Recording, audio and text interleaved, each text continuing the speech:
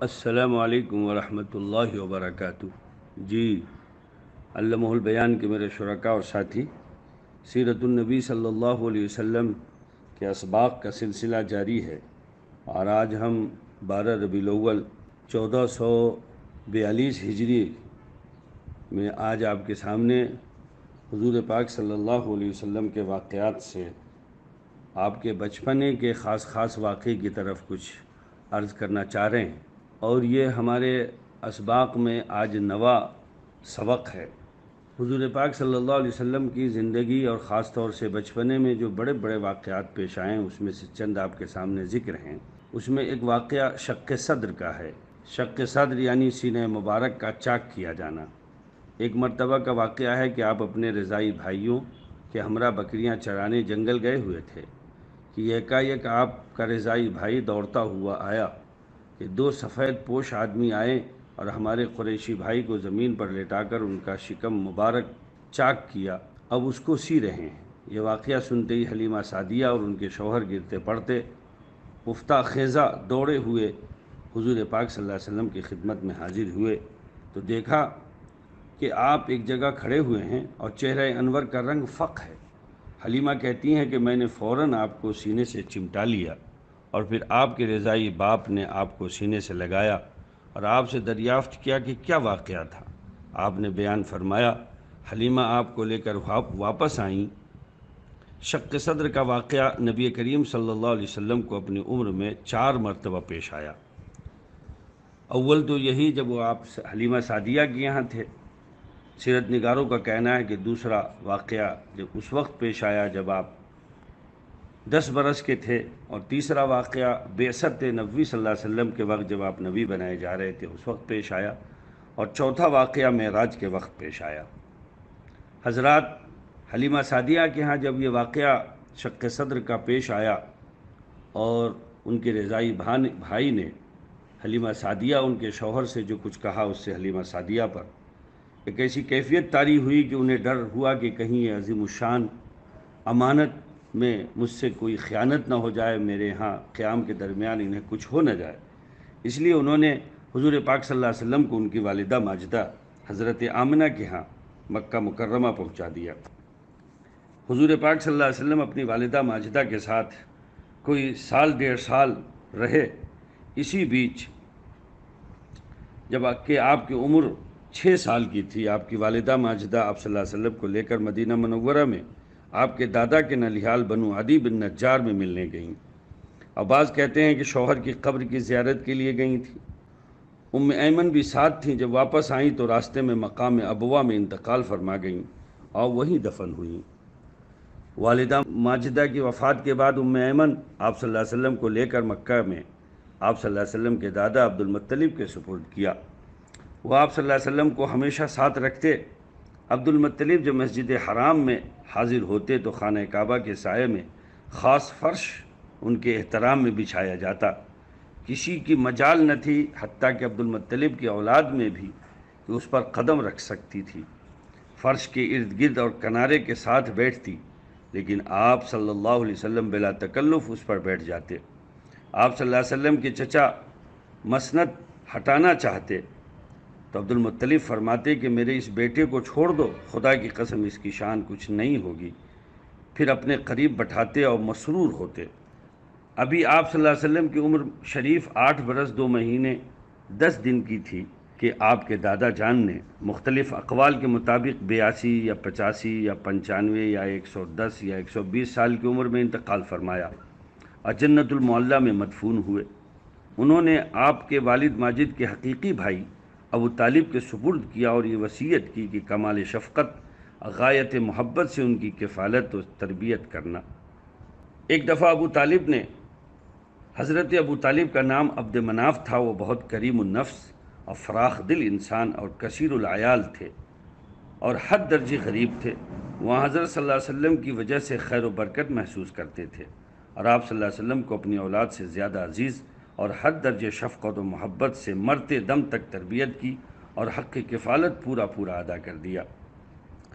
واقعہ ہے کہ ایک دفعہ ابو طالب نے حضرت صلی اللہ علیہ وسلم کو ساتھ لے کر بارش کے لیے دعا کی تھی۔ جو حضور پاک صلی اللہ علیہ وسلم کی برکت سے فوراً قبول ہوئی۔ چنانچہ ابن عساکر حلیمہ بن ارطفہ سے نقل ہے کہ اس نے کہا کہ میں مکہ میں آیا اور اہل مکہ قحط میں مبتلا تھے۔ ایک بولا لات عزیٰ کے پاس چلو، یہ سن کر ایک خوبصورت جید الرائے بوڑھے نے کہا کہ تم کہاں الٹے جا رہے ہو، حالانکہ تمہارے درمیان باقیہ ابراہیم علیہ السلام اور صلالہ اسماعیل علیہ السلام موجود ہیں۔ ان سب کو لے کر ابو طالب کے دروازے پر گیا اور کہا کہ ابو طالب، جنگل قحط زدہ ہو گیا، ہمارے مرد و عورت قحط میں مبتلا ہیں، چلیے بارش کی دعا کیجیے۔ پس ابو طالب حضور پاک صلی اللہ علیہ وسلم کے ساتھ نکلے اور حضور صلی اللہ علیہ وسلم نے التجا کرنے والے کی طرح اپنی انگلی سے آسمان کی طرف اشارہ کی، حالانکہ اس وقت آسمان پر بادل کا ٹکڑا نہ تھا۔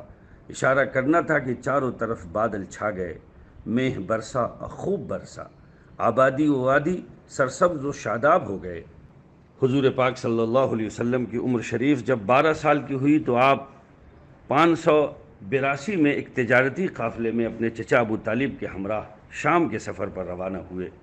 یہ قافلہ شام کے قصبہ بصرہ میں جا کر ٹھہرا۔ اس جگہ بصرہ کے گرجا میں ایک بہت بڑا نصرانی راہب رہتا تھا جس کا نام جرجیس تھا، جس کے معنی منتخب اور چنا ہوا ہے۔ یہ ان کا لقب تھا، لیکن ان کا نام اور بھی نقل کیا گیا ہے۔ اسی راہب نے فقط ایک آپ کی وجہ سے تمام قافلے کے لیے کھانا تیار کرایا۔ کھانے کے لیے سب موجود تھے، لیکن آپ صلی اللہ علیہ وسلم موجود نہ تھے۔ اس کے بارے میں مختلف راویوں نے مختلف روایات نقل کی ہیں۔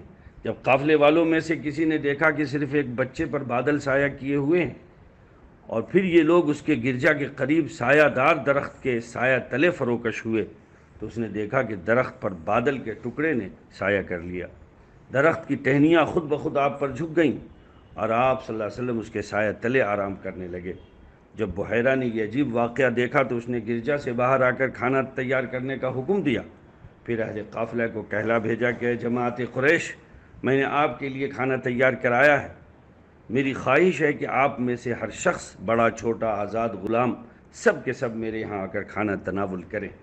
ان میں سے ایک شخص نے کہا کہ واللہ اے بحیرہ، آج تو تمہارا طرز عمل نرالا ہے، اس سے پہلے تم ہماری دعوت نہ کیا کرتے تھے، حالانکہ ہم اکثر تمہارے پاس سے گزرتے تھے، پھر آج اس کا کیا خاص سبب پیش آیا ہے؟ بحیرہ نے کہا کہ تم نے صحیح کہا ہے، واقعی یہی تھا جیسا کہ تم کہہ رہے ہو، لیکن تم لوگ مہمان ہو، اس لیے میں نے چاہا کہ تمہارا احترام ملحوظ رکھتے ہوئے تمہارے لیے کھانا تیار کراؤں تاکہ تم سب اسے تناول کرو۔ چنانچہ سب کھانے پر جمع ہو گئے، مگر حضرت محمد صلی اللہ علیہ وسلم اپنی کمسنی کی وجہ سے قافلے کے پڑاؤ میں درخت کے نیچے بیٹھے رہے۔ جب بحیرہ نے ان لوگوں کو پر نظر ڈالی اور وہ علامات نہ دیکھیں جنہیں وہ جانتا تھا اور اپنی کتابوں میں پاتا تھا، تو کہا اے جماعت قریش، تم میں سے کوئی بھی میری دعوت سے غیر حاضر نہ رہے۔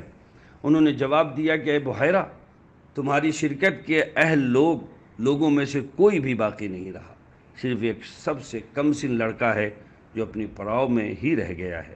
بحیرہ نے کہا ایسا نہ کیجیے، اسے بھی بلا لیجیے تاکہ وہ بھی کھانے میں آپ کے ساتھ شریک ہو سکے۔ اس پر ایک قریشی اٹھا اور آپ صلی اللہ علیہ وسلم کو گود میں اٹھا لایا۔ دوسرے مہمانوں کے ساتھ آپ صلی اللہ علیہ وسلم کو دسترخوان پر لا بٹھایا۔ جو بحیرہ کی نظر آپ صلی اللہ علیہ وسلم پر پڑی تو آپ صلی اللہ علیہ وسلم کو غور سے دیکھنے لگا اور آپ صلی اللہ علیہ وسلم کے جسم مبارک میں ان علامات کی جستجو کرنے لگا جو آپ صلی اللہ علیہ وسلم کے اوصاف کے متعلق اس کے علم میں تھیں۔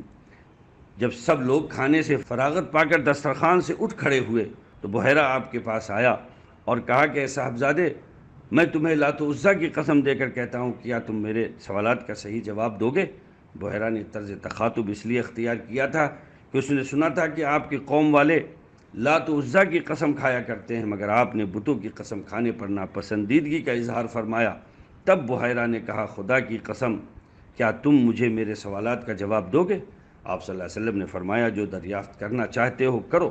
آپ کے چند حالات زندگی اور آپ کی نیند اور سونے کی کیفیت پوچھی، بعض دوسرے سوالات کیے۔